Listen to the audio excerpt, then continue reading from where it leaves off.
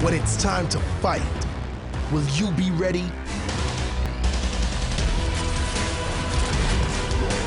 When the time comes, will you stand united?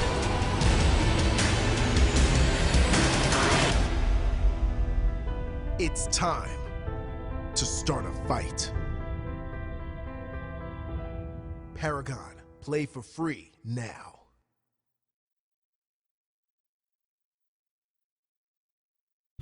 Sega.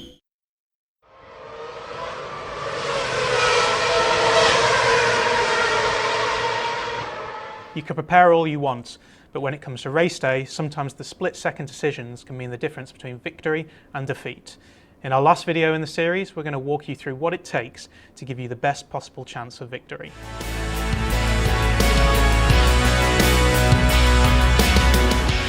I'm here with Christian West, who is the Chief Technical Officer here at PlaySport Games. Christian, just before we start, can you talk a little bit about what you do on the game? So I'm involved with the gameplay programming, the artificial intelligence, and getting the race simulation into a really good fun place that kind of mimics what you see on television at the weekend. Great.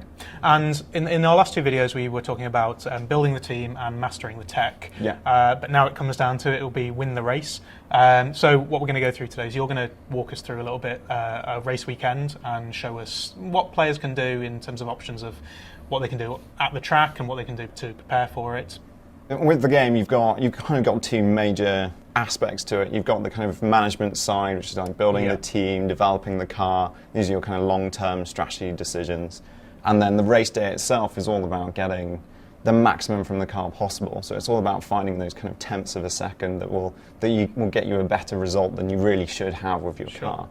And this is where it all plays out. So in practice, you're kind of building up knowledge of the track, of the tires, building up knowledge of different race strategies, and developing the best setup you can to get the maximum performance from the car, and also getting a kind of an idea of the track conditions. Each circuit kind of has different amounts of grip or tire wear, so it's about kind of gaining that knowledge really.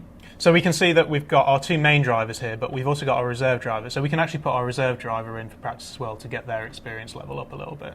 Yeah, you can, and they have different kind of feedback, knowledge and track confidence as well. So if you have a reserve driver who's got a lot of feedback, it's going to help your engineers get more information on the ideal setup, and that will improve your performance through qualifying and race day. But obviously it kind of comes at the cost of one of your main drivers getting to know the track a bit better. So you're paying the price in one way, but gaining in another. And also from a build the team point of view, you can also see that our reserve driver here is potentially going to be a better driver than our number two driver at the moment. So we kind of want to get their experience. Yeah, our reserve driver could potentially be better than both of our main drivers, so we've probably got a future world champion in the making. Especially when it looks like their feedback score is more or less the same. Yeah.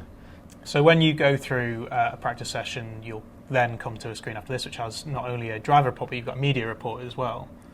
Yeah, you do, and it gives you that feedback of what happened. You get an idea of how the AI drivers got on, how your rival teams got on, and what they were involved in as well.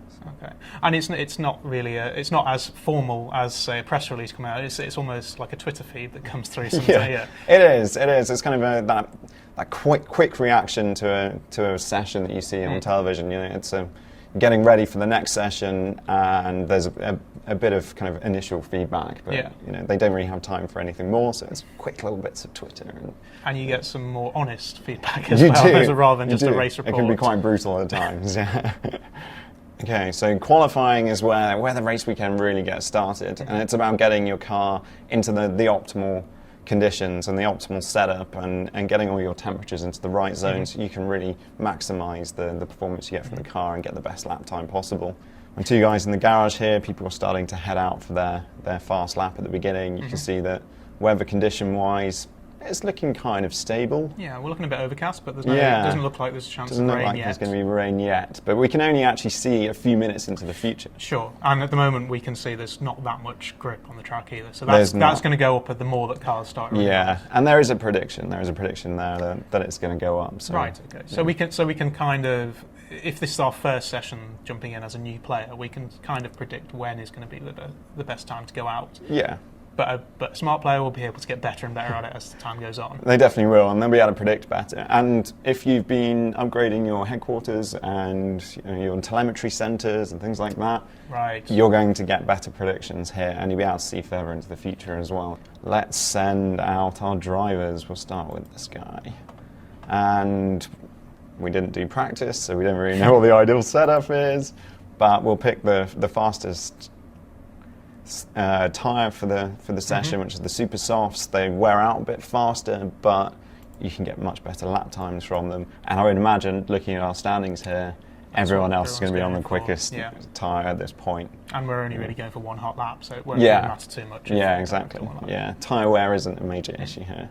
So here we have the outlap optimization panel, and this guy's now on an outlap, and we can ask him to speed up and slow down. You'll get straight away the visual impact of that on the screen as well. Right, so you can see that so this is to get the brakes on the tyres at the optimum temperature to be able to do a quick lap. Yes, and if you nail this, if you get it absolutely perfect, you've given your driver the best chance of getting the optimal lap time from the car.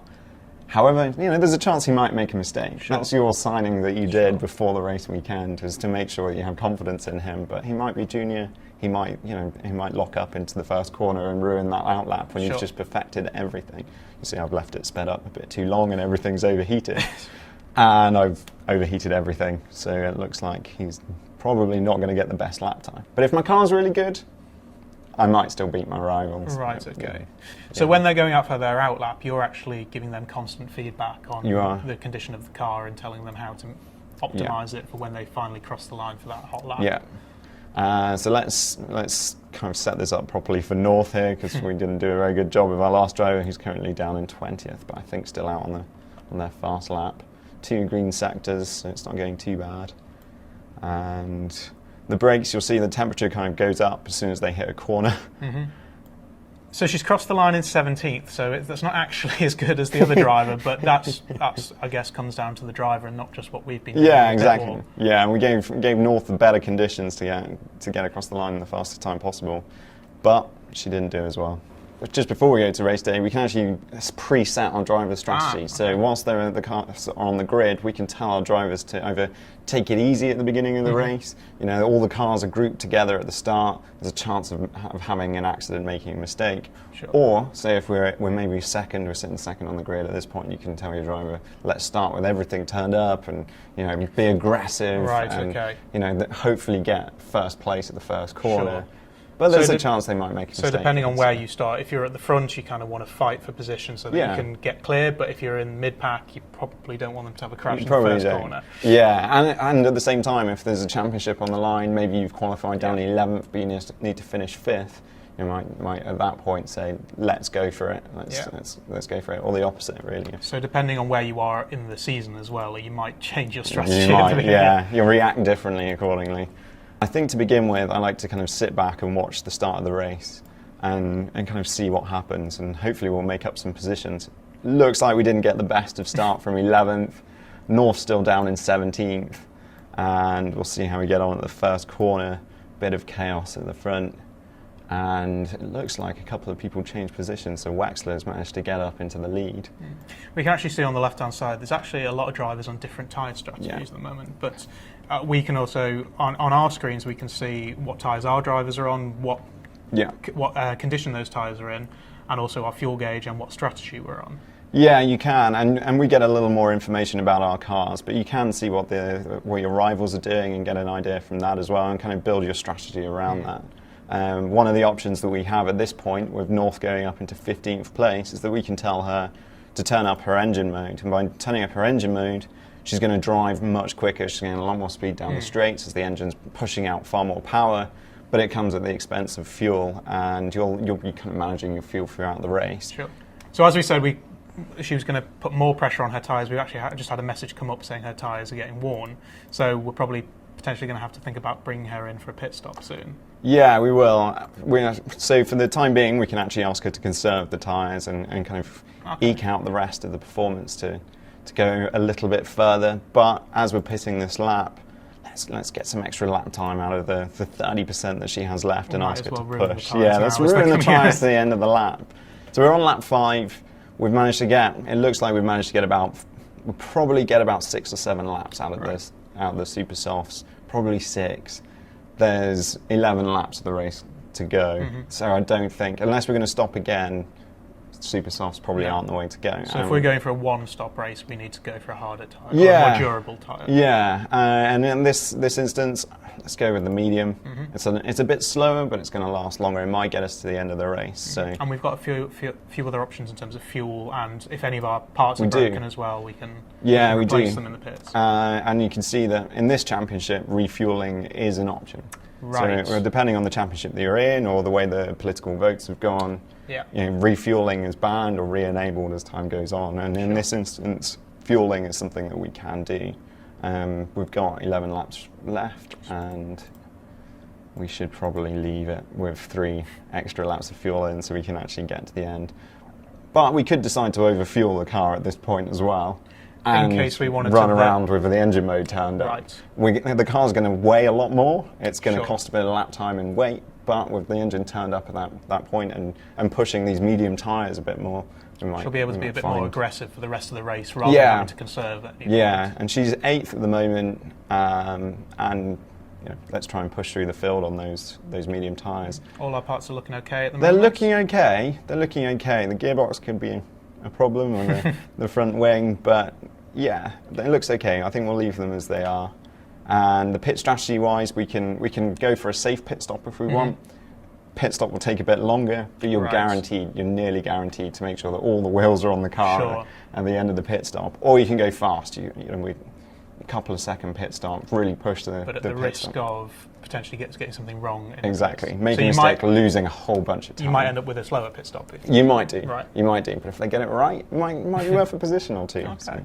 So Vasquez is back out on the track again now. He's got fresh tyres on. And 4 laps of fuel. But he's going at a reasonable pace at the moment. We can see the relative pace compared to the other cars on the track. You can. If we turn everything up, we should start getting potentially some fastest laps. Okay, so because he was down half a second, but we had him on quite a conservative strategy. So we've now turned his engine mode up and aggressive driving style, and already we can see his pace come up.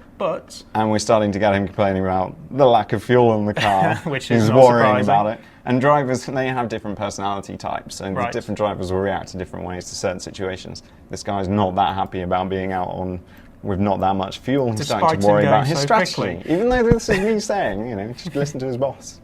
So drivers can not necessarily ignore you, but they can question whether you're making the right decision. Yeah, they can, and they definitely do.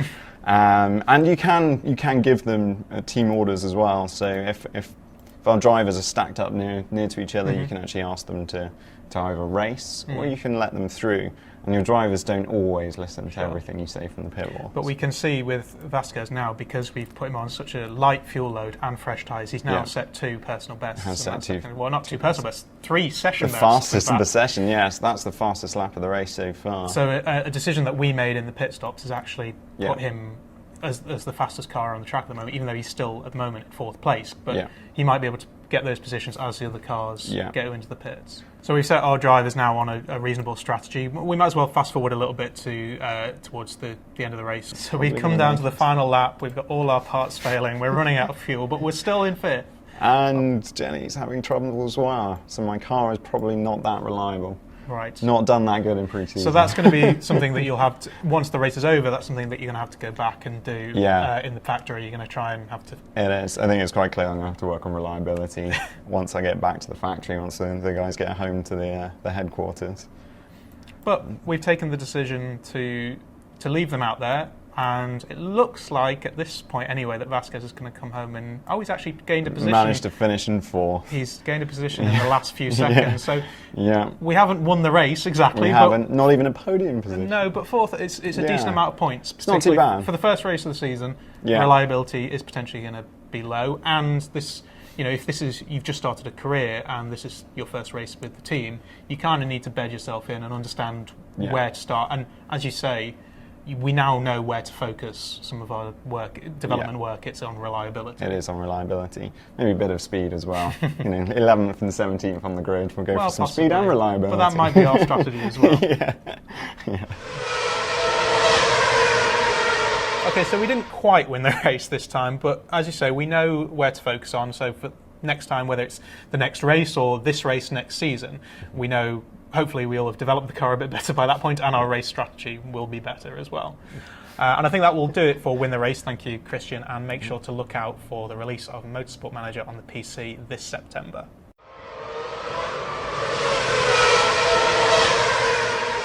We hopefully know what we need to focus on, and I'm just sorry, the engine engine just blew up. And That's what I wanted. That's really what I wanted to happen in the race. That's it for our mini-series. You can catch parts 1 and 2 by clicking the links on the screen, and make sure you keep up with all the latest from Motorsport Manager by clicking the subscribe button below.